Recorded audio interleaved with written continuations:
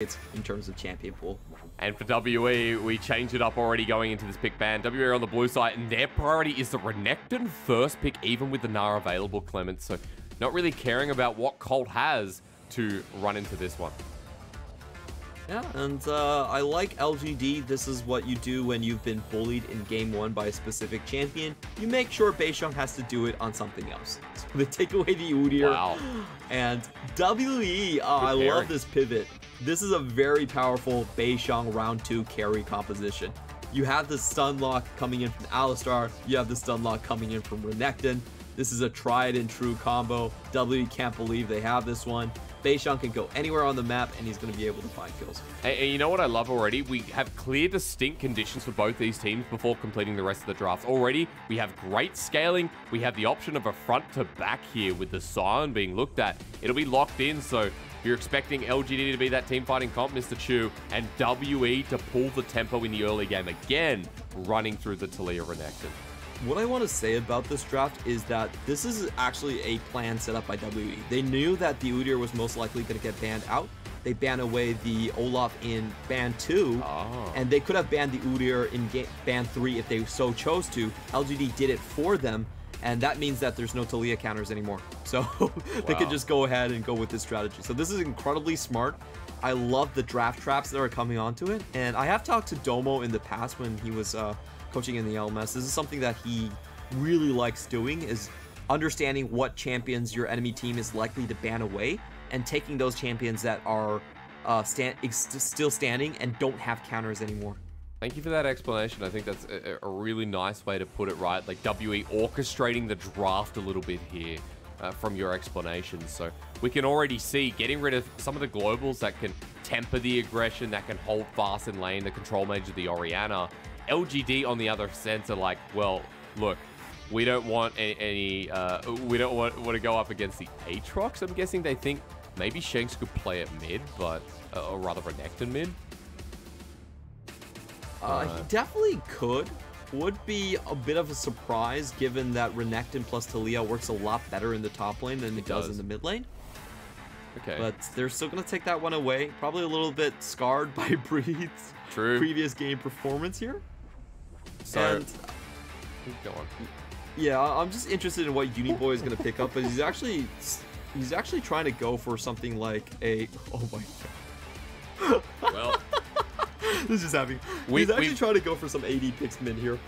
We've really changed up the dynamic though, right? Like, we've got a Jinx. We've got a Cassiopeia. Shanks loves this pick if you haven't watched him so far. And we know that Jinx gets that hardcore buff to her health, or back up to the original state of 610 in 11.4, but we still get the extra range you and I talked about, Mr. Chu. We get that extra attack speed bonus, or rather, negating the deficit that you get going into the ranged QAOE. And WE have changed their draft from like early game tempo, but now a nice transition for the solo laner and AD carry. Let's find out where it's all going. Oh, wow. This is Wait interesting. and see. They actually send the Renekton 20 mid. seconds.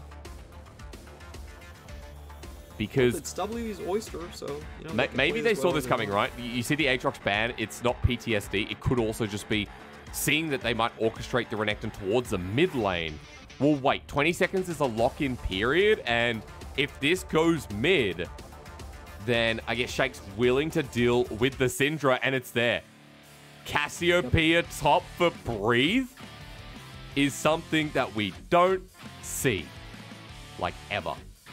Yeah, this is pretty interesting. I don't think W would do this against most other teams, but we can go through sort of the logic right here. LGD was expecting the Renekton swap and probably Aatrox to come out because Aatrox is a bigger counter to the Sion compared to the Renekton.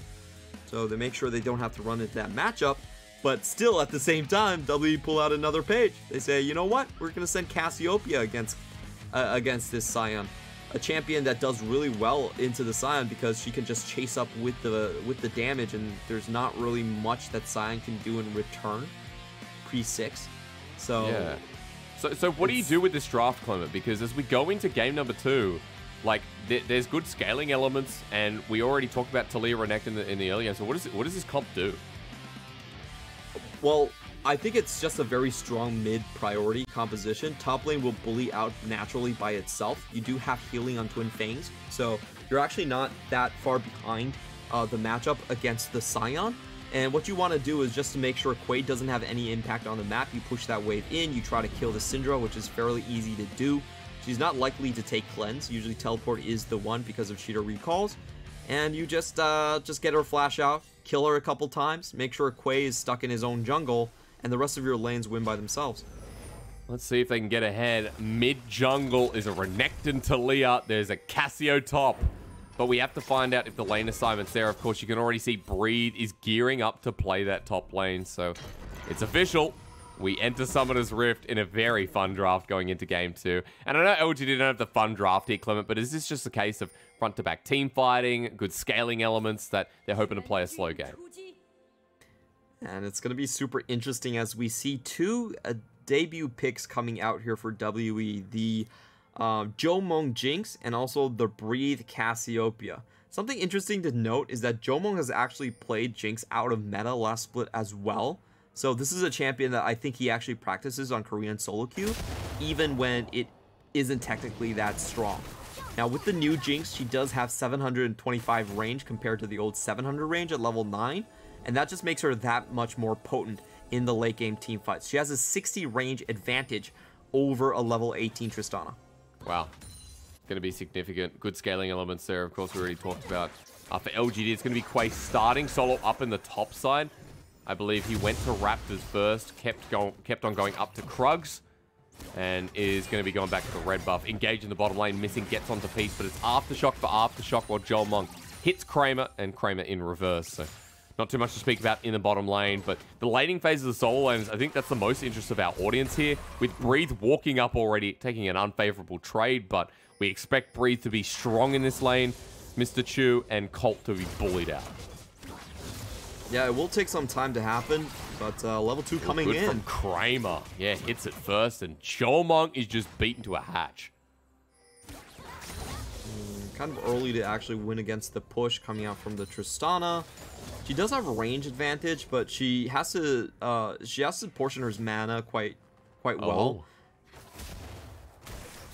And Jiumeng actually avoids the ward here. This is pretty smart. They did see the ward drop down by Uniboy, so the bot lane might not expect this. Over from Raptors. You're going to see the Raptors are still there. Of course, Beishang dodging the vision. And as he comes on down, there is a ward in Tribrush that has to be respected here from WE. Beishang going through a different pathway. King's actually down. I believe he spotted that Quay. Yeah. But this is some pretty interesting maneuvering. He's trying to go over 2 different wards. And I'm not sure if he spotted Quay himself, though. The scanner orb might have just gone wide against the Lillia. So Beishang might not know that he's spotted himself, but he's still going to avoid the Raptor ward. I believe he does know it's a topside clear, though. But at the very least for Beishang, look at this. Double scuttle here in the early game. And as Shanks is pushing up, it feels like there's a lot of safety here. Swell Seed available. And Beishang, though, just going to spin a couple more rocks. And he's done with it. Beishang going to clear the ward as well. And Quay threatened here with the early game jungler. Of course, takes away only one small Raptor, but it is still a takeaway at the end of the day. Yep, and now with Lillia's position revealed, we do see the appropriate wards coming down from Breathe and bot lane with another trade. Actually a pretty good one, but onto Peace. Damage won't be significant. Kramer going to get the reset here on the rocket jump as well. Heading on forward. A good trade in reverse from Jiumeng, but look at the mana bar difference, and especially for Jinx with Zap, with the traps down as well. It feels like this is going to be so favorable for LGD's lane.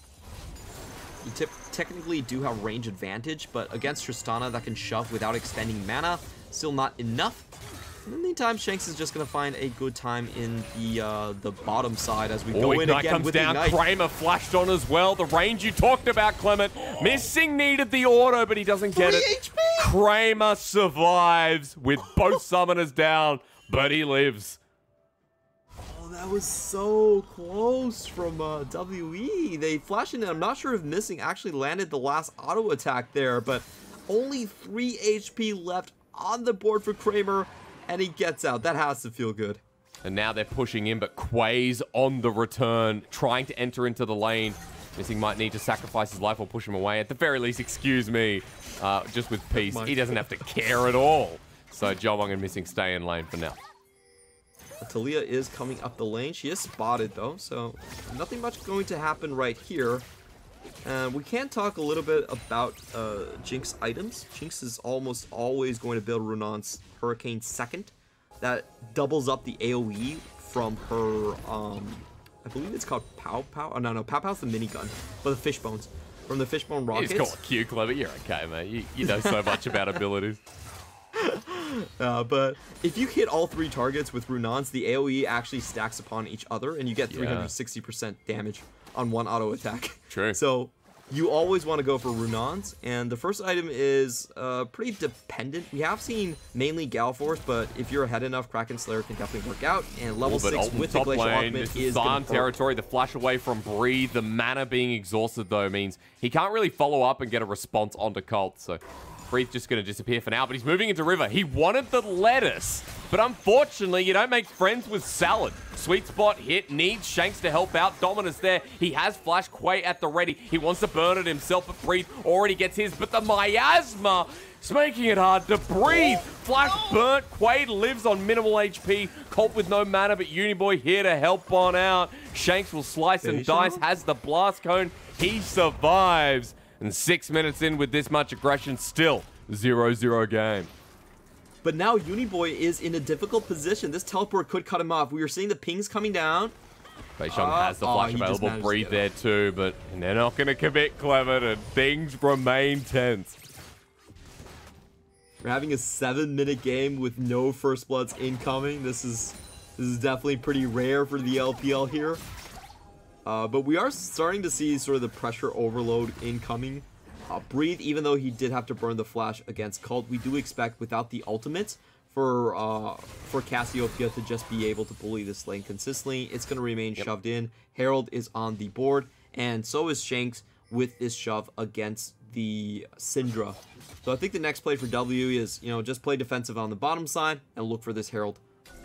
Our cameraman's been looking at a lot of bot because we've been fighting 2v2 so much in this lane. It's been a lot of fun to watch Jiumeng, Missing, Peace, and Kramer go at it as a Crashdown almost connects. Lilting Lullaby can hit if they get the Swell Seed, but Jiumeng getting jumped on once again. Only one. That's the Missing. Here's Beishang at the hero's entrance with a Weaver's Wall. Are you ready for the Super Mega Death Rocket? Is Jiumeng ready? He hits 6 now. Peace, you gotta run the rocket.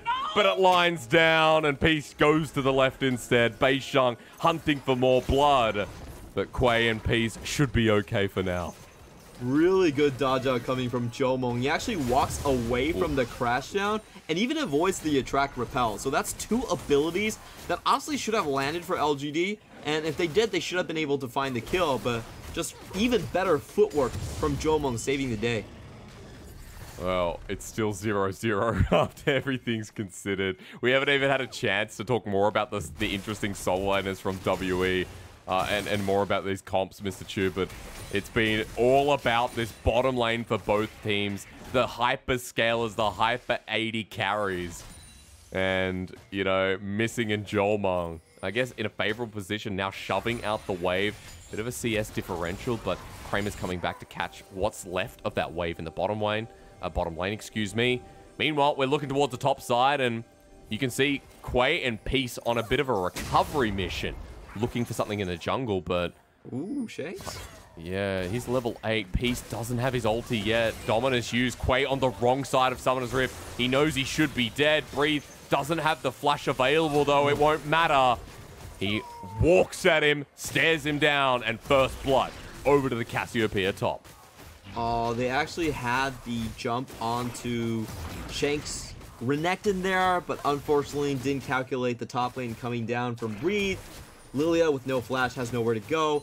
And like I said, W really should be playing for this Herald. Wow. Okay. Nice. I mean, this is good from Kramer, right? Missing's coming back down, but Peace able to zone him off, while Kramer is just interested in getting pressure with the turret plate. Yeah, Kramer does have the extra level 6, so he wants to play super aggressive here. And we do have Shanks coming down out of nowhere from the mid lane. Oh, and he doesn't have flash, but at least he can get the stun up. Good crash down, and Kramer wasn't the one targeted, so he's able to rocket jump away. 1 kill remains here in this game, and everyone getting real antsy here, Clement. Yeah, I just want to see the fireworks start when Jiumeng actually gets his mythic item. That's what we want to see out of these lanes. This is a decent game from LGD. They're at least holding close, and I don't think their mid jungle has actually faltered that much. We haven't seen a combo come out from Beishang. He hasn't been able to secure a kill, so this is decent for LGD. I think they have a okay late game composition as well. It's good front to back. They have that Sion that can act as a buffer, and Pieces Rell has actually been really, really good from the games that we've seen it.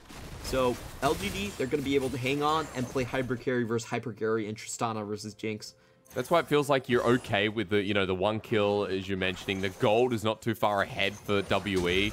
Let's see how Shanks and Beishang can link up a little bit more, because Shanks has been pretty proactive, clearing out the wave on this Renekton mid, and then moving to one of the sides and into the river to try and find a staggered member of LGD. Camera stuck in this bottom lane, though. You can see LGD wants something from Quay, but deep vision set up by WE. They're going to have tracking onto Quay on this Lillia as he backs away, and Jiumeng and Missing. No, it's okay to stay in the lane and push out. Yeah, the real pressure is where this Herald is going to be dropped, and right now I think it's a fairly decent chance that they go bot lane for it. I think with zombie mode on the Sion and Sion's initial wave clear, it's actually relatively difficult to take that one down. But for bot lane, you have a couple targets that are easy to deal with. You will have the get excited passive if you find any kills, which makes it a very easy cleanup play on the side for W if they get it. And now Taliyah is already lurking into vision with the Herald, but LGD are ready to respond. But Jiumeng's hit Kramer for 1/4 of his health. Good poke. The Herald getting dropped down. It means all eyes need to be put on bottom lane. Teleport available for both mid laners, and Breathe doesn't have his. The Herald going to get a charge, but Kramer's like, I'm going in. Zap used, and Kramer, I think you were feeling the play a bit too much. They'll kill Shanks in the meantime for a 1-for-1, but a lot of damage done onto that turret. Yeah, a little bit unfortunate there. But it ain't over. Missing onto Peace. The Ignite drop down. Jiumeng's low. Quay trying to spin to literally win, but healed on up by the Alistar passive Super Mega Death Rocket. Hits the AFL goal bar, but turret goes down in the end, and WE still the benefactors of that trade. They're somehow 3,500 gold ahead after that. Yeah, if Kramer just went in a little bit later, I think that play would have been fine. They would have pincered out Shanks. People were in rotation, good warding, and now Uniboy is in trouble. He's got his flash though, Weaver's Wall used, but on the other side, here's Beishang. Thank you. Smiles Breathe as he picks up kill number 2. That lane collapse was just magnificent to watch. Shanks with the extra movement speed from teleport is able to get that kill, and it's going to be even more turret platings over to WE. And finally, we see Taliyah move towards the mid lane, right? Weaver's Wall used nicely, and Shanks Beishang link up. And I just love that Shanks is, I keep getting confused. Breathe is roaming too. But we'll have another look at bottom lane, Clement, because this escalated. I wonder what triggered Kramer right here. Okay, nothing triggered him. The power of a potential kill. What's happening live? We've just gotten over this tension, and now everyone's happy to fight. LGD are very deep, Clement. But they are on full vision of WE, and W are going to go in. Yeah, they are. There's the seismic shove. Piece very low. Shanks gets the stun onto Quay in the meanwhile, and here comes Breathe too onto the Sion. Misses the Q. Breathe has the Petrifying Gaze and Flash available if LGD stick around. Very tense still. Over the red buff, we're just fighting for the sake of it here. Missing going in onto Colt. Good 2-man scatter the weak though. Shanks into Dominus, but already Rell's dead. Colt's gonna die too. And you don't sit in chokes against the Cassiopeia Renekton. I may be gold, but I know that much. Unleash power so close from Uniboy, but Beishang tunneling him down, missing as well. All about this Syndra's great escape, going to the wrong side of Summoner's Rift. Seismic shove at the ready. Uniboy dodges away. You could throw a couple of stones though, and Mystic will get the kill. Well deserved. Clean 4-0 coming out from WE. I'm not sure what LGD were doing. I feel like they backed off too slow. Once they got the vision down, I think getting the vision is fine, but you should try to back off because the enemy knows where your full team is. You don't have vision of Missing, and Missing just found a lot of HP on that initial trade. LGD stay around. They get a couple of good stuns here and there, but at the end of the day, Lillia and Rell are too low in the back line. They die almost instantly, and W are able to snowball this even further. Look at that top lane. 4-0-1 for a breathe. I actually think he's at the point where even at the full Sion onslaught, even if it hits Cassio, Cassio might still win the trade. We have a look at this again, Clement, and you know, Breathe just flashed off so nicely. The dodge out on the Swirl Seed was good too. Colt falls down. And yeah, I don't know why LGD are lingering after they got the vision. It's not particularly necessary. W with a great comeback. Unleash power. Missing's dead. He'll die zoning off members of LGD as Dragon goes down. LGD might be able to use this play as well, Chew, and actually head towards the next Rift Herald. Yeah, should be able to get this one. W are definitely trailing on the play here. And they're still lilting Lullaby for Quay if they want to play Keep Away. Nah, we're fighting. Yeah, we're definitely fighting. Colt's dead. Cassiopeia's damage is insane. Magnet Storm, great. Onto Breed, he's dead too. But now we got to watch Jiumeng in the backline. Shanks has absorbed up the pressure. The zombie is dead. There is a Super Mega Death Rocket on cooldown, so that can't follow up. And even after WE go in for the fight and lose members, they still trade even. I think that was a little bit ambitious from the side of LGD. I definitely would have preferred if lilting Lullaby just for Keep Away, and for them to try and just take that Herald first. The fight onto the first target of Cassiopeia was nice, but I think without Jiumeng being touched right there, he was sitting on Kraken Slayer and Red Buff, so you can't really fight in that situation without targeting him down, and they pay the price without the Herald. Look at this. I mean, he's just hitting away at the turret, does a bit of damage to Kramer, and now he just run away. Scatter of the Week almost connects, ready for Colt to follow up, but unfortunately didn't have the ulti anyway, even if it did, so that's what LGD got in the last play. And Mr. Chew, you're just going to have to walk me through what happens now, because you have a Cassiopeia, you have a Renekton as the side laners. How do you continue to play this out in the dominant fashion that WE have done? Well, honestly, W can play a lot of different ways. What I think they will do is probably 1-3-1 and just use globals to close the side lanes off. So you're just not going to see Cassiopeia group. She's going to be on the other side of the map when Drake is not up. And when Drake is up, they can kind of just snowball it however they want to. It's a 6,000 gold advantage right now. They don't necessarily have to run into the Sion head first. I think that's what they'll try to avoid, and probably the only win condition that LGD still have on the map at this point. So if they don't play into LGD's hands, 1-3-1 till the end of the game is likely on the cards. And I like that for WE, right? At this point in the game, it's always going to be so easy to break through that front line this early on for LGD. You have the Leandries in the pocket for Breathe. You've also got the Kraken Slayer you mentioned. Now with the Renan's Hurricane interaction that I'm excited to see is Kramer's caught backing. He's going to be followed up. Bust the shot to get him away. He had the flash as well. Woo! Okay, that was close, man. Kramer lucky to survive. Kramer say, you know what? If I wasn't going back to base now, I surely am. If I wasn't going back to base then, I'm surely am going back to base now. So he's off the map. The siege is 5v4. LGD want no part of defending a 200 HP tower. They back out of that one. And that's exactly what I want to see. You know, you have the 1-3-1s going on. You have Renekton in these side lanes. And whenever LGD tries to take away their own jungle, you just punish them for it. Every single time. There's always a play for WE. There's always forward thinking here for this team.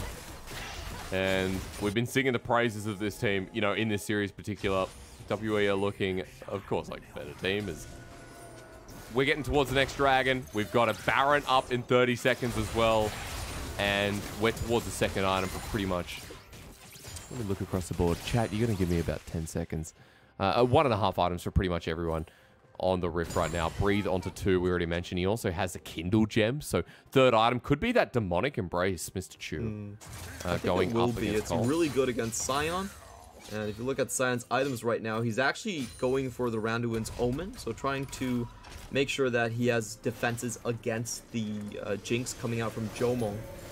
And that just means that he's not going to be able to put that much magic resist on himself. The percent damage is going to hurt a lot. 4.2%, I believe, for 4 seconds. I think it's 4.8 actually. Look, I believe everything you say, so just don't tell me wrong information and we're all good, you know? Please send money to this account now. Oh, all right, Mr. Jew. Okay. You've been listening to me too much in that first series. Now you're just off the rails as well. Makes absolute sense. But it's kind of sad because I just don't see what LGD do here. It's sad.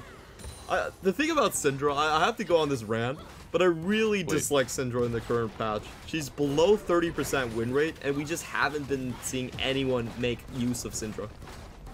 That's true, right? Whenever you see Syndra, it's almost a guaranteed loss. Because against the current mid lane matchups too, we haven't seen anyone, and especially when you talked about mid lane being so stable at the moment that, you know, the Azirs are coming out, the Corkies again.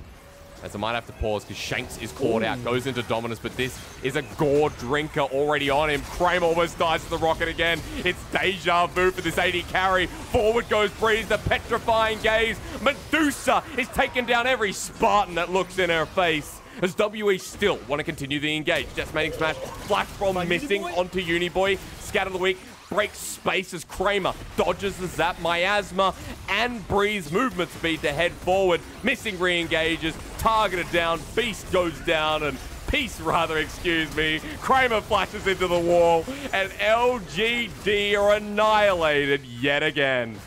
Full ace coming out of a death rush. LGD do what they can, but it's too little, too late. WE once again with the over-the-wall Cassiopeia petrifying gaze on 2 members. Quay dies instantly. They have a great dodge on the Alistar WQ combo away from decimating smash. And meantime, in the mid lane, a Herald even took down the tower. So just wins across the board for WE. 22 minutes, 11,000 gold. Is this like the biggest challenger versus, you know, gold team game you've ever seen? Because right now it feels like this is Diffy across the Miffy. I don't know. People are saying Driffy, Diffy in the Jiffy. I don't know what you do across the map. Diffy in the Tiffy, I'd say right now. Feels like the way to call this team diff. And WE now with the Baron, Clement, you already mentioned there's a way to play this out as a 1-3-1. You've got a Cosmic Drive from Breathe too, so very fast Cassiopeia that is unmatched. Yep, change to Cosmic Drive is if she has 160 AP and she just gets permanent movement speed. I really like the changes. It's a little less limiting on the builds, and it also has a great utility for battle mages. Battle mages are guys that typically want to go into HP plus AP items, and their weakness is typically engaging. So if you have that extra movement speed, it makes things a lot easier. It's also a nice pickup into the Rylai's right now with his build. I don't think he needs Azanias anymore, and he's probably never going to die. So interesting to see that one being picked up. And the finishing touches as Jiumeng, we talked about it, 725 range and very close to that tower range. And he's utilized it, helps take down Peace. He's against the wall, gets hit for half his health, but doesn't matter. Missing, absorbs the damage, and yet again, in goes Shanks. A 2-man headbutt pulverized. The Weaver's wall was clutch as hell from Beishang. This series, this man has been legendary, and it feels like we're saying that in a lot of damn series. They head forward, and with big death timers, it's inhibitor at the very least. Yeah, the teleport's coming in. This is going to be the game-ending push. Shanks is full HP. There's nothing that LGD can do with only 2 members alive. Maybe we get a miracle, but I don't think so. RWE going to back away. Another inhibitor available. They're turning for that for now. Quay up in 10 seconds with Flash. Colt in 5. If they get a pick, it changes, but WE are going to back away and make the safer play. This team holds restraint, and it's fine. 2 minutes till the soul comes up, and their Baron push still nets them a 4,000 Baron gold play. This is the quote-unquote right play, but it's not the Clement Chu play. This is not the play I endorse. Okay. I want blood. Well, look, after what we saw in the first series, I'm happy to see this. We'll watch again. It was just the range you mentioned of Jiumeng is being abused. Yeah, there's not much that they can do to get onto him. Colt goes in, but doesn't land the stun, crucially, so that's not going to be able to take him down, and he has to flash out immediately afterwards. As we mentioned, WE have too many damage threats at this point. Every time we see WE compositions, they always have massive amounts of lifesteal coming out from their top lane, and they use Breathe as this sort of finisher. He is the closer, the Baba Yaga of WE, as they just find targets after targets. You might be focusing on Jiumeng, but don't forget, Breathe is the one that's going to finish this thing off. Are you quoting like Russian lore, like Baba Yaga? Is that what you're just... Oh yeah, I love John Wick, man. I treat it as real world history lore, you know? Keanu Reeves would be proud, man, because, you know, this game for WE is cleaner than Cyberpunk 2077, as that's a two-man lilting lullaby, LGD to start the engagement. Peace doesn't go forward.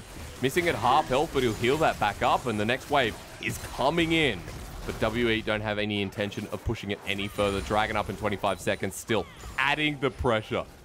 Dude, I'm always really hesitant on pulling that joke because I feel like the Ministry of Tourism from Poland might sue me, so... but it's okay. Nice. Look, they'll fix the game first and then come talk to me. Shanks going in. Oh my god, he's taking hardly any damage at half health. Knockback, he heals up thanks to the Hysterics Gauge shield. Breathe comes in, force the flash after petrifying gaze. Medusa at it again while Colt goes down. 4 versus 5 as Missing and Shanks are low. Breathe even walking into auto award, but hey, the Dragon's up, may as well take that, and LGD keep walking to their deaths. This is just honestly just painful at this point. Let's take a check at their items and see if they have anything going here. We are closing in on to Infinity Edge for Kramer, so that's a huge damage power spike for him. A magic penetration is coming out from Uniboy, so he should be able to actually burst out Beishang if they get the Banshee's Veil down. But Jiumeng is going in for the kill. He tried to steal it. Look at this. Jinx is not even excited yet. He's excited as Jiumeng's level 15. Zap dodged away from it. He walks back in and, yeah, Jinx big. Oh no. Breathe is coming in again. The boys, they're all here. He goes golden. Uniboy just gets soloed out by Beishang. Breeze's going to head forward. Jiumeng flashes into this. And Colt on the right side of the Weaver's wall, thankfully. But Shanks is ready to stun him down as well. Quay against the corner. Bambi, did she die like this? What happened to her is Jiumeng is just doing so much damage. And WE in under 1 hour in their brand new arena, excuse me, will take it cleanly against LGD, not even making it look hard. Having a bit of fun in game 2 with some creative drafting. The first time we see Cassiopeia top lane, and also Jinx being selected for Jiumeng this split. This is definitely not their normal draft. I think this is hey, you know what? Let's have a bit of fun.